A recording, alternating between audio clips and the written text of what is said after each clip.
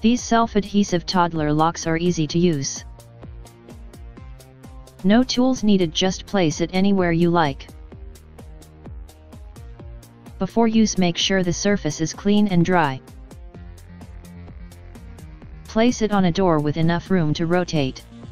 Sometimes the door handle is in the way, so the lock falls back.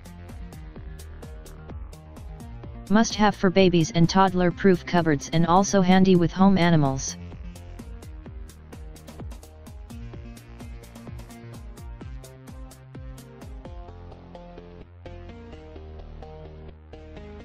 Share and like if you want to see more baby and toddler instruction videos and new products.